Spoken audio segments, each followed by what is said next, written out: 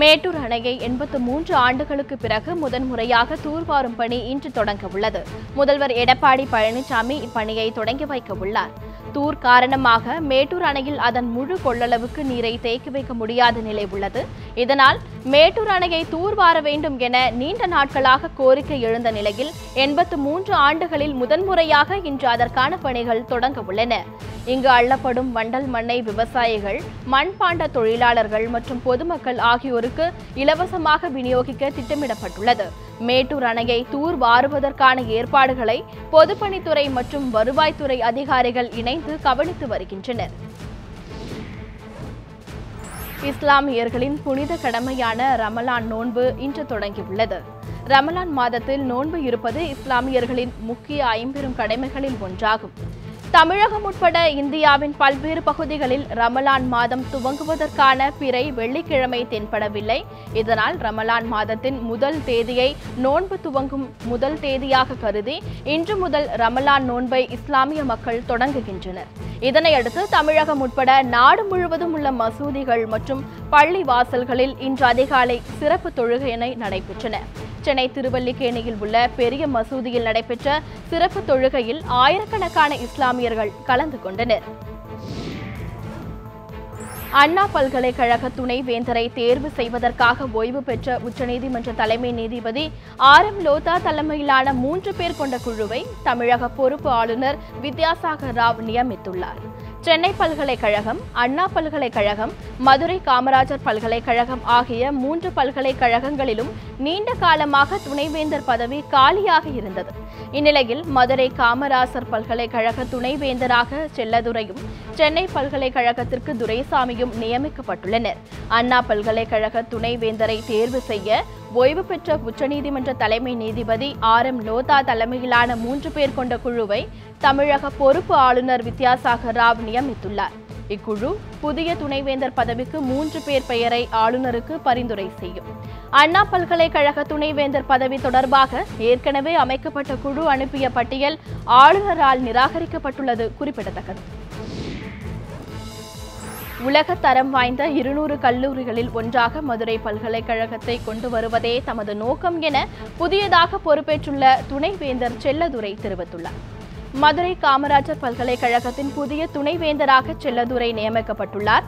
பதவியேற்றதை தொடர்ந்து செய்தியாளர்களை சந்தித்த அவர், நிர்வாகத்தில் நேர்மை, திறமை, சரியான முடிவுகளுடன் அனைவரையும் அரவணைத்து செயல்பட உள்ளதாக தெரிவித்தார். அனைத்து தரப்பு மாணவர்களும் கணினி கற்க ஏற்பாடு செய்யப்படும் என தெரிவித்த செல்லதுரை, பல்கலைக்கழகத்துக்கு நிதி வழங்கும் நிறுவனங்களின் நோக்கங்களை நிறைவேற்ற உள்ளதாகவும் அவர் கூறினார். நெடுவாசலில் ஹைட்ரோ கார்பன் திட்டத்தை ரத்து செய்ய வலியுறுத்தி 46வது நாளாக நடந்த போராட்டத்தின் போது சிறுவர்களை மருத்துவர், பொறியாளர் என படிக்க வைக்காமல் விவசாயத்தை படிக்க வைக்கப் போவதாக பொதுமக்கள் உறுதியெடுத்தனர். புதுக்கோட்டை மாவட்டம் ஆலங்குடி அருகே உள்ள நெடுவாசல் உள்பட நாடு முழுவதும் 31 இடங்களில் ஹைட்ரோ கார்பன் எடுக்க தனியார் நிறுவனங்களுக்கு மத்திய அரசு அனுமதி வழங்கியது. இதனை கண்டித்து முதல் கட்டமாக 22 நாட்கள் நடந்த போராட்டம் தற்காலிகமாக கைவிடப்பட்டது. இந்நிலையில் அப்பகுதி மக்கள் ஏப்ரல் 12ஆம் தேதி 2ஆம் கட்டமாக மீண்டும் போராட்டத்தை தொடங்கினர். 46வது நாளான நேற்று நெடுஞ்சாலை திரைப்பட நடிகர் ஆரி மற்றும் விவசாயிகள் சங்க ஒருங்கிணைப்பு குழு தலைவர் PR பாண்டியன் ஆகியோர் பங்கேற்றனர். அப்போது சிறுவர்களை மருத்துவர், பொறியாளர் போன்ற படிப்புகளை படிக்க வைக்காமல் வேளாண், அறிவியல் பட்டப்படிப்பு படிக்க வைக்கப் போவதாக போராட்டத்தில் பங்கேற்ற பெற்றோர்கள் உறுதி எடுத்துக் கொண்டனர். பழவேற்காட்டில் அமைந்துள்ள பழமை வாய்ந்த ஆதிநாராயண சுவாமி கோவிலில் சிலைகளின் சேத விவரம் குறித்து தொல்லியல் துறையினருடன் யுனெஸ்கோ குழுவினர் பார்வையிட்டு ஆய்வு செய்தனர். திருவள்ளூர் மாவட்டம் பழவேற்காட்டில் அமைந்துள்ள 10ஆம் நூற்றாண்டு கோவிலான ஆதிநாராயணர் கோவிலில் விதிமுறைகளை மீறி இந்து சமய அறநிலையத்துறையால் மேற்கொள்ளப்பட்ட திருப்பணிகளுக்கு கடந்த 2014ஆம் ஆண்டு சென்னை உயர்நீதிமன்றம் தடை விதித்தது. JCB எந்திரங்களை பயன்படுத்தி கோவில் கோபுரம், மதில் சுவர், நிலைவாசல் என உடைத்து அகற்றியதை எதிர்த்து சென்னை உயர்நீதிமன்றத்தில் ரங்கராஜன் நரசிம்மன் என்பவர் வழக்கு தொடர்ந்திருந்தார். இதனை அடுத்து பழமை வாய்ந்த கோவில் எதையும் இடிக்கக்கூடாது என்றும் உயர்நீதிமன்றம் தடை விதித்தது. இந்நிலையில் பழமையான தமிழக கோவில்களை தொல்லியல் மற்றும் இந்து சமய அறநிலையத்துறை அதிகாரிகள் யுனெஸ்கோ குழுவினருடன் இணைந்து 2ஆம் கட்டமாக பழவேற்காடு ஆதிநாராயணர் சுவாமி கோவிலில் ஆய்வு செய்தனர். இந்த குழு திருவண்ணாமலை, ஸ்ரீரங்கம், திருவானைக்கால், காஞ்சிபுரம் ஆகிய நகரங்களில் உள்ள பழமையான கோவில்களிலும் ஆய்வை நிறைவு செய்ய உள்ளனர். இது தொடர்பான ஆய்வறிக்கையை சென்னை உயர்நீதிமன்றத்தில் அடுத்த மாதம் சமர்ப்பிக்க உள்ளனர். திருவாரூர் தியாகராஜர் கோவில் ஆழித்தேரோட்டத்தை முன்னிட்டு இன்று காலை விநாயகர் சுப்பிரமணியர் தேரோட்டம் நடைபெற்றது. தியாகராஜ சுவாமி கோவிலில் ஆழித்தேரோட்டம் நாளை நடைபெறவுள்ளது. முன்னதாக இன்று காலை விநாயகர் சுப்பிரமணியர் தேரோட்டம் நடந்தது. இதில் ஏராளமான பக்தர்கள் கலந்து கொண்டு தேரை வடம் பிடித்து இழுத்தனர். நாளை நடைபெறும் தேரோட்டத்தில் ஆழித்தேருடன் அம்மன் தேர், சண்டிகேஸ்வரர் தேரோட்டமும் நடைபெறுகிறது. மாலையில் ஆழித்தேர் உள்ளிட்ட 5 தேர்களும் நிலைக்கு வருகின்றன. தேரோட்டத்தையொட்டி திருவாரூர் மாவட்டத்துக்கு நாளை உள்ளூர் விடுமுறை அளிக்கப்பட்டுள்ளது குறிப்பிடத்தக்கது. போலி செவிலியர் கல்லூரிகளுக்கு எதிராக நடவடிக்கை எடுக்க கோரிய மனுவுக்கு பதிலளிக்கும்படி இந்திய நர்சிங் கவுன்சிலுக்கு சென்னை உயர்நீதிமன்றம் உத்தரவிட்டுள்ளது.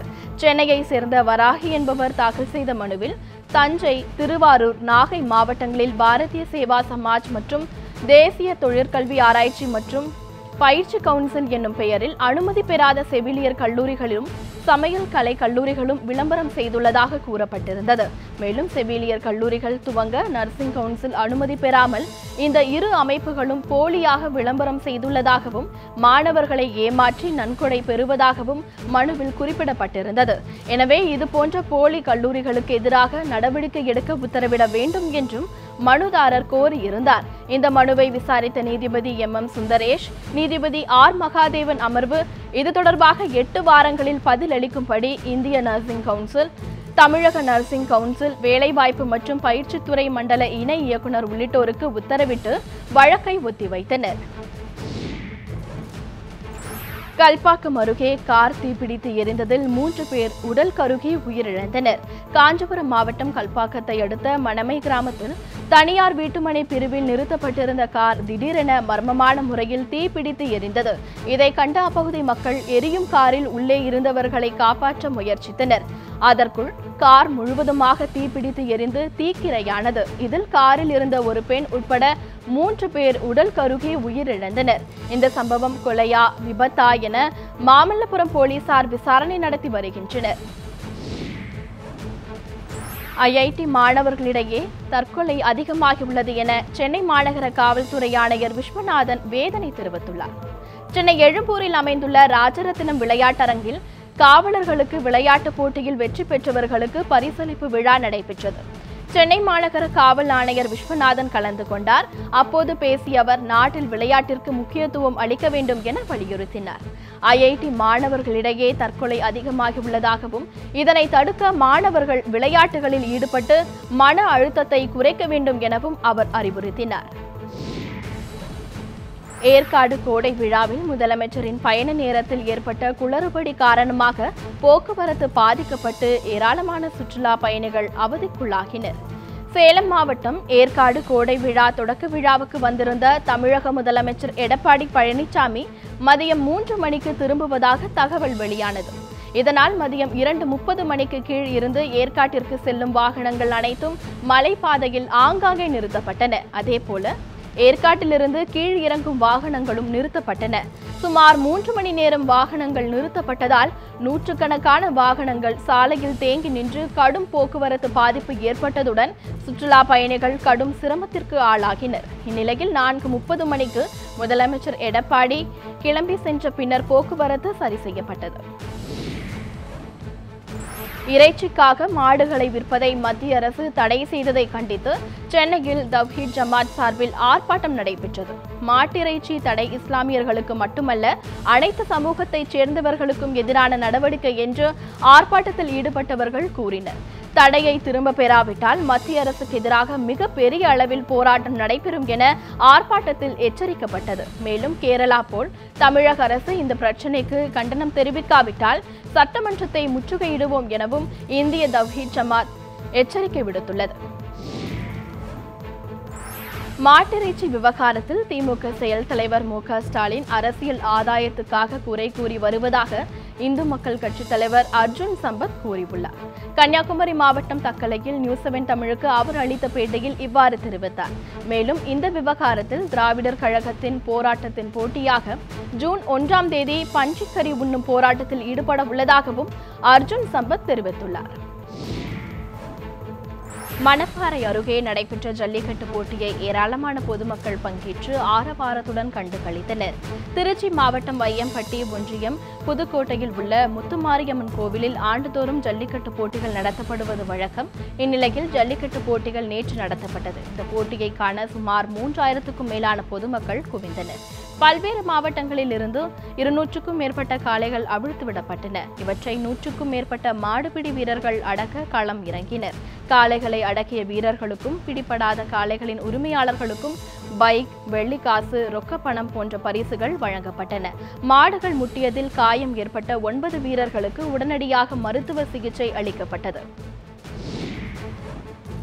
கனமழையின் காரணமாக ஓசூர் அருகே தரைமட்ட பாலம் உடைந்ததால் அப்பகுதி மக்கள் கடும் அவதிக்குள்ளாகினர். எனவே பாலத்தை சீரமைக்க உடனே நடவடிக்கை எடுக்குமாறும் அரசுக்கு கோரிக்கை விடுத்துள்ளனர்.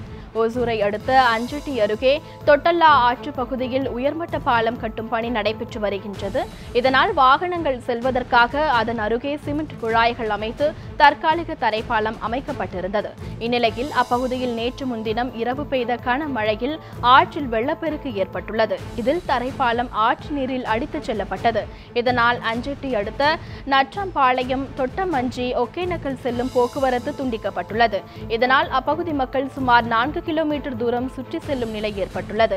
எனவே தரைப்பாலத்தை விரைந்து சீரமைக்க நடவடிக்கை எடுக்க வேண்டும் என அப்பகுதி மக்கள் கோரிக்கை விடுத்துள்ளனர். கன்னியாகுமரி மாவட்டம் கருங்கல் அருகே டாஸ்மாக் கடையை பொதுமக்கள் அடித்து நொறுக்கி தீ வைத்த சம்பவம் பரபரப்பை ஏற்படுத்தியுள்ளது. கருங்கல் அருகே தொலைவட்டம் பகுதியில் கடந்த 3 ஆண்டுகளுக்கு மேலாக டாஸ்மாக் கடை செயல்பட்டு வந்தது.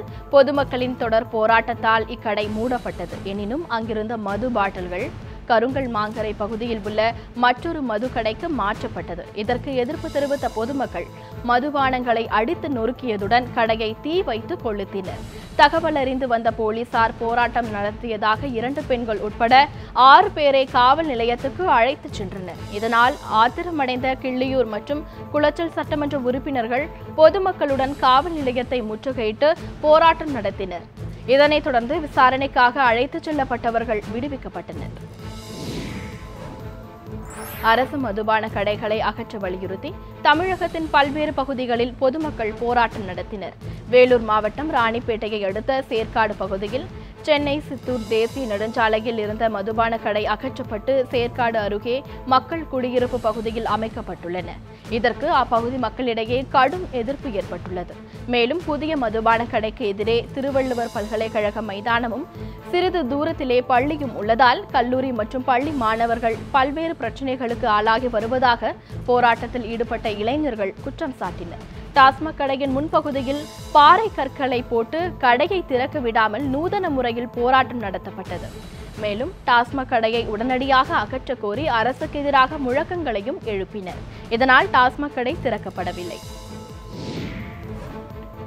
இதேபோல் நெல்லை மாவட்டம் அம்பாசமுத்திரம் அருகே புதியதாக திறக்கப்பட்ட அரசு மதுபான கடைக்கு எதிர்ப்பு தெரிவித்து கடை மீது கல் வீசி கிராம மக்கள் தாக்குதல் நடத்தினர். விக்ரமநரசிங்காபுரத்தில் பாபநாசம் ஆம்பூர் சாலையில் கல்லூரி, கோவில் போன்ற பொதுமக்கள் அதிகம் பயன்படுத்தும் இடங்கள் இருப்பதால் இப்பகுதியில் மதுபான கடை அமைக்கக்கூடாது என போராட்டத்தில் ஈடுபட்ட பொதுமக்கள் தெரிவித்தனர். இதனையடுத்து அங்கு வந்த காவல்துறை அதிகாரிகள் பேச்சுவார்த்தை நடத்தி 2 நாட்களில் மதுக்கடை அகற்றப்படும் என உறுதியளித்ததை அடுத்து பொதுமக்கள் கலைந்து சென்றனர். இறைச்சிக்காக மாடுகளை வெட்ட மத்திய அரசு விதித்துள்ள தடையால் தமிழகத்தில் ஏற்பட்டுள்ள பாதிப்புகள் குறித்து தற்பொழுது பார்க்கலாம். சிவகங்கை மாவட்டம் தேவக்கோட்டையில் வாரந்தோறும் சனிக்கிழமையன்று மாட்டுச்சந்தை நடைபெறுவது வழக்கம். இந்த மாட்டுச்சந்தைக்கு தமிழகத்தின் பல பகுதிகளில் இருந்தும் 100க்கும் மேற்பட்ட மாடுகள் விற்பனைக்காக கொண்டு வரப்படும்.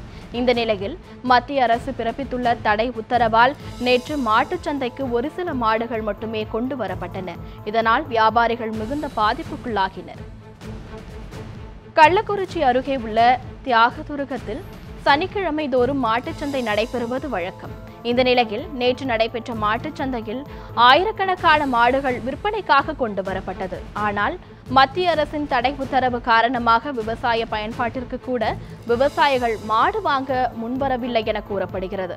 இதனால் சந்தையில் மாடுகள் விற்பனையாகாமல் ஆயிரக்கணக்கான தேக்கம் அடைந்துள்ளன. இதனால் விவசாயிகள், வியாபாரிகள் பெரும் ஏமாற்றம் அடைந்தனர். இறைச்சிக்காக மாடுகளை விற்பனை செய்ய தடை விதித்த மத்திய அரசை கண்டித்து பொள்ளாச்சியில் உள்ள BSNL அலுவலகத்தை முற்றுகையிட்டு தமிழ்நாடு மாணவர் மன்றம் மற்றும் பெரியார் திராவிடர் கழகத்தினர் போராட்டத்தில் ஈடுபட்டனர். மாடுகளின் படத்தை முகமூடி போல் அணிந்து மத்திய அரசை கண்டித்து முழக்கங்களை எழுப்பினர். தடையை மீறி BSNL அலுவலகத்தை முற்றுகையிட சென்றதால் போராட்டத்தில் ஈடுபட்டவர்களை காவல்துறையினர் கைது செய்தனர்.